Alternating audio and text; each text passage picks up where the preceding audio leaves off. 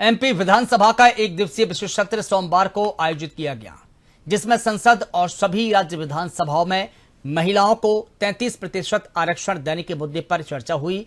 मुख्यमंत्री डॉक्टर मोहन यादव ने सदन में अपना संबोधन दिया और मुख्यमंत्री डॉक्टर मोहन यादव ने सदन के पटल पर संकल्प पारित किया है। आपको बता दें कि इस विधानसभा में मुख्यमंत्री डॉक्टर मोहन यादव ने संकल्प पेश किया था, जिसे भारी हंगामे के बीच पारित कर दिया। देखिए हमारी खास रिपोर्ट।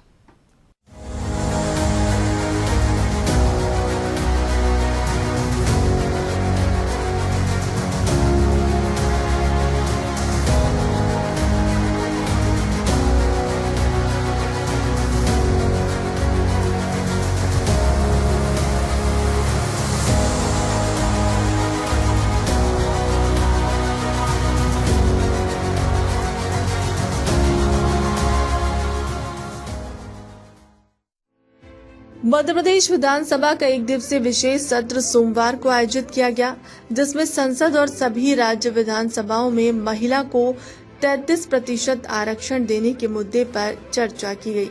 सत्र के दौरान बड़ी संख्या में महिलाएं विधानसभा पहुंची और दर्शक दीर्घा में बैठकर विधानसभा की कार्यवाही देखी। विपक्ष ने अपना रोल निभाया और यदुवंशी है डॉक्टर मोहन यादव। बिल्कुल, भगवान कृष्ण की भूमिका में आज हमारे मोहन भैया यहाँ पर हैं और जिस प्रकार कौरवों के पक्ष ने जो भूमिका निभाई थी, वही भूमिका कांग्रेस ने वहाँ निभाई है और वो दिख भी रहा था। जिस प्रकार जब हम कौरवों की बात करें तो भरे सभा में जिस प्रकार से वो हंसी ठिठोले कर रहे थे ना, ठीक उसी प्रकार से जब दिल दिखता है तो सदन में कांग्रेस और विरोधी दलों को भी हमने खुशियां मनाते देखा है। तो कहीं न कहीं महिला बिल गिरने के बाद इस प्रकार की खुशियां मनाना ये संदेहास्पद है और यह उनका महिला विरोधी चेहरा सामने आता है और इसकी हम निंदा करते हैं और इसका निंदा प्रस्ताव भी सदन में आना चाहिए। दो प्रस्ताव हैं, एक शासकीय संकल्प है जिसे लेकर के आरक्षण देना चाहिए 33%, परिसीमन के तत्काल बाद, यानी परिसीमन शीघ्रता से होना चाहिए। विपक्ष आखिर क्यों इस चीज का विरोध करते दिखाई दे रहा है? आप राजनीति में लंबे समय से सक्रिय हैं, परिसीमन से ऐसा क्या बिगड़ जाएगा कि 33% आरक्षण पुराने आंकड़ों पर, यानी 543 वहां, 230 यहाँ, इसी तरह की विधानसभा की जो अभी फिलहाल परिसीमन है, विपक्ष की ऐसी मंशा क्यों है? देखिए, उनको थोड़े और अध्ययन की आवश्यकता है। जिस प्रकार से यदि परिसीमन का सवाल है, भाई उसकी सीमा जब समाप्त होगी तो वो काम होगा, वो प्रोसीजर है। वो उससे घबरा रहे हैं और उसको महिला बिल की आड़ में उससे बचने की कोशिश कर रहे हैं, तो वो कहीं ना कहीं गलत है। महिला आरक्षण बिल जो आया है उसको पास करें। ये प्रक्रिया तो वैसे भी प्रक्रिया ये तो होगी, जो प्रक्रिया है वो तो होगी। तो तमाम जो भारतीय जनता पार्टी के कार्यकर्ता हैं और महिलाएं हैं वो सदन में पहुंच रही हैं सदन की इस कार्रवाई को देखने के लिए। मध्य प्रदेश विधानसभा के इस विशेष सत्र में महिला आरक्षण को लेकर चर्चा चल रही है। मध्य प्रदेश के मुख्यमंत्री डॉक्टर मोहन यादव ने अपना संकल्प प्रस्तुत किया है। कृष्णा गौर से लेकर, यानी सत्ता पक्ष और विपक्ष दोनों की जो महिला विधायक हैं, मंत्री हैं, वो अपनी बात सदन में रख रहे हैं। अब देखना ये है कि सड़क पर तो भारी हंगामा देखा, सदन में भी शुरुआत हंगामे से हुई है, लेकिन ये जो विधेयक है, संशोधन है, ये अपने अंजाम तक पहुंचेगा। सदन की कार्यवाही वंदे मातरम से शुरू हुई। मध्य प्रदेश विधानसभा में महिला आरक्षण को लेकर कांग्रेस के अशासकीय संकल्प पर लंबी बहस देखने को मिली। नेता प्रतिपक्ष ने मांग रखी कि महिला आरक्षण को परिसीमन का इंतजार किए बिना लोकसभा के वर्तमान सदस्य संख्या के आधार पर तत्काल लागू किया जाए। संसदीय कार्य मंत्री ने स्पष्ट किया कि एक ही विषय पर दो संकल्प लेने की परंपरा नहीं है। इस पर विधानसभा अध्यक्ष ने भी सहमति जताते हुए कांग्रेस के अशासकीय संकल्प को अस्वीकार कर दिया। हालांकि सरकार द्वारा लगाए गए शासकीय संकल्प में संशोधन शामिल कर चर्चा कराने की अनुमति दी गई। इसके विरोध में कांग्रेस ने सभी सदस्यों ने सदन में बहिर्गमन किया। मंत्री कृष्णा गौर ने कांग्रेस पर महिलाओं के अपमान का आरोप लगाया। उन्होंने कहा कि प्रधानमंत्री नरेंद्र मोदी के नेतृत्व में नारी शक्ति वंदना अधिनियम लाया गया है, लेकिन कांग्रेस ने इसका विरोध किया। उन्होंने कांग्रेस से आग्रह किया कि वह मुख्यमंत्री डॉक्टर मोहन यादव द्वारा प्रस्तुत संकल्प का समर्थन कर अपनी गलती सुधारे।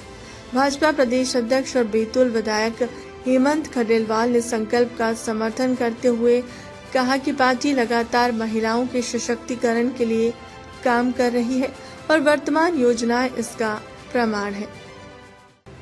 सत्र को संबोधित करते हुए सीएम डॉक्टर मोहन यादव ने कहा कि नेता प्रतिपक्ष कह रहे थे कि बुआ जी ने कितने संकट के बीच चुनाव लड़ा, उन्हें बताना चाहिए कि इसका जिम्मेदार उस समय किसकी सरकार थी। सीएम ने सदन में सत्ता पक्ष और विपक्ष के विधायकों का आभार प्रकट किया। सभी ने आधी आबादी के आरक्षण पर अपनी बात सार्थक रूप से रखी है। सीएम ने शायरी के जरिए विपक्ष पर साधा निशाना, बोले तू इधर उधर की बात न कर यह बात का काफिला, लूट कैसे ये कांग्रेस का पाप है, उन्होंने बहनों का आरक्षण क्यों रोका। 1972 में कांग्रेस ने संविधान संशोधन कर महिला आरक्षण को रोका। प्रधानमंत्री नरेंद्र मोदी ने तो यहाँ तक कह दिया था कि हमारे पास बहुमत नहीं है, श्रेय आप ले लो, लेकिन इस बिल को पास कर दो। लेकिन विपक्ष नहीं माना। कांग्रेस ने हर बार गिरगिट की तरह रंग बदल लेते हैं। नारी सशक्तिकरण अधिनियम को लेकर के बीते समय लोकसभा के दरमियान यशस्वी प्रधानमंत्री और हमारी भारतीय जनता पार्टी की भावना के अनुरूप देश की आधी आबादी को लेकर के जिस प्रकार से नारी सशक्तिबंधन अधिनियम का प्रस्तुतिकरण हुआ और देश ने देखा कांग्रेस, डीएमके, सपा, टीएमसी तमाम विपक्षी दलों ने मिलकर के, जैसा कि होता आया है देश की आज़ादी के पहले से और देश की आज़ादी के बाद जब तक कांग्रेस की सरकार रही, हर बार महिलाओं के अधिकार पे कुठाराघात करने का काम अगर किसी ने किया तो कांग्रेस ने और उनके साथियों ने कहा। पहले जब पक्ष में थे तब पक्ष में वही रोल रखा और जब आप प्रतिपक्ष में तब भी बहनों के अधिकार को देने से उनको वंचित करने का काम किसी ने किया है तो कांग्रेस और उनके लोगों ने किया है। आज हमारी मध्य प्रदेश विधानसभा में आज एक दिवसीय संकल्प इसी बात के लिए लेकर आगे बढ़े थे कि आइए हम सब 1972 में तत्कालीन प्रधानमंत्री इंदिरा गांधी ने जो परिसीमन के साथ सीलिंग लगाने का प्रयास किया था 42वें संविधान संशोधन के माध्यम से कि देश की आधी आबादी के लिए भविष्य में कोई सीट नहीं बढ़ाई जा सकेगी। आरक्षण को लेकर भी उनकी जो दुविधा रही है वो परिणाम रहा है कि चाहे साहबानों का प्रकरण हो या 3 तलाक का घटनाक्रम हो, हमेशा बहनों के साथ अन्याय करने का काम कांग्रेस ने किया है। और आज मुझे गर्व है, आज विशेष सत्र लगभग 8 से 9 घंटे तक दिन भर चर्चा में चला है और चर्चा में हमारे सब दल के लोगों ने, और ये तो मैं कहूँगा कि पक्ष हो या विपक्ष, उनने अपनी बात करी, लेकिन कांग्रेस का जो दोहरा चरित्र था एक बार फिर वो उजागर हुआ। किंतु परंतु लगा करके ये इनके इन प्रकार आज हमने परिसीमन आयोग के साथ ये जो नारी सशक्तिकरण अधिनियम को संकल्प को पारित करने का उनके साथ आह्वान किया। जैसा हमेशा होता आया, कांग्रेस ने फिर अपनी बात को से पलटते हुए वही तरीका लगाते हुए उससे भागने का काम किया। मुझे इस बात का संतोष है, हमारे दल के केवल 5 सदस्य विशेष कारण से, कोई बीमार या कोई कारण था, उनकी अनुपस्थित रही है। बाकी सब लोगों ने बढ़ चढ़ करके भाग लिया। इस प्रस्ताव पर चर्चा भी हुई और हमने जो हमारा संकल्प है कि आधी आबादी के लिए जिस प्रकार से आज हमारे पास संसद और उसमें 2/3 बहुमत का समर्थन नहीं है, लेकिन आत्मबल बहुत मजबूत है। आज नहीं तो कल यशस्वी प्रधानमंत्री के नेतृत्व में देश की आधी आबादी बहनों के लिए, उनके हक अधिकार के लिए हमारा संघर्ष जारी रहेगा और हम अपना उस प्रतिबद्धता के बलबूते पर कि 33% के लिए हम आरक्षण करने के लिए लगातार कटिबद्ध रहेंगे। एक तरफ इस 33% आरक्षण का मतलब ही है कि कांग्रेस दोहरे मुद्दे से जब 54 करोड़ देश की आबादी थी 1972 में, उस समय उस आरक्षण की सीलिंग के बलबूते पर जब आज अगर हम कल्पना करें कि 230 विधानसभा की संख्या अगर ये 33% आरक्षण लोकसभा में पारित हो जाता तो 345 की संख्या अपने प्रदेश में होती।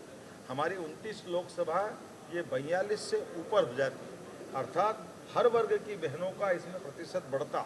और ये बात भी सही है कि अगर लोकसभा विधानसभा की सीटें बढ़ती है, क्योंकि जब 1972 की बात करें तब लोकसभा के अंदर एवरेज एक लोकसभा में केवल 10 लाख वोटर थे और आज की स्थिति में एक लोकसभा में 30 से 40 लाख तक वोटर बढ़ गए। तो एक चुने हुए जनप्रतिनिधि को अपने वोटर और उनकी जन सुविधाओं के साथ जो तालमेल करने का अभाव रहता है, उसके जो कष्ट है वो किसी से छिपे नहीं।